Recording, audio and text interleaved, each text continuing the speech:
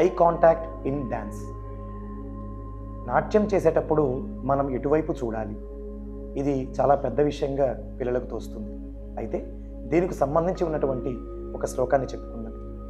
యతో హస్తస్తదో దృష్టి, యతో దృష్టిస్తదో మనః, యతో మనస్తదో భావో, యతో భావస్తదో రసః. ఎక్కడైతే మన చేయి ఉంటుందో అక్కడ మన చూపు ఉండాలి, ఎక్కడ చూపు ఉందో అక్కడ మన మనస్సు ఉండాలి. మనస్సు ఉన్న చోట భావం వ్యక్తీకరించబడుతుంది, భావ వ్యక్తీకరణ జరిగిన చోట రసము ఉత్పాదన జరుగుతుంది. ప్రేక్షకులలో రసోత్పత్తి కలగడానికే మనం చేసేటువంటి నాట్యం యొక్క ప్రధాన ఉద్దేశ్యం.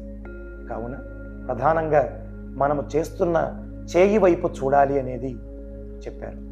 అలాగే ఐ కాంటాక్ట్ని మెయింటైన్ చేస్తూ ఎదురుగా ఉన్నటువంటి ఆడియన్స్ వైపు చూడటమా, లేక మనము పెట్టినటువంటి పోజ్ని ఆధారం చేసుకుని దాన్ని బట్టి చూడటం అనేది గురుముఖంగా నేర్చుకునేటువంటి విద్యార్థులు గురువుని అడిగి తెలుసుకుంటూ దీనిని మరింత ముందుకు తీసుకువెళతారని, వారు మరింత పరిణితి చెందుతారని ఆశిస్తూ, హోప్ యూ కెన్ అండర్స్టాండ్.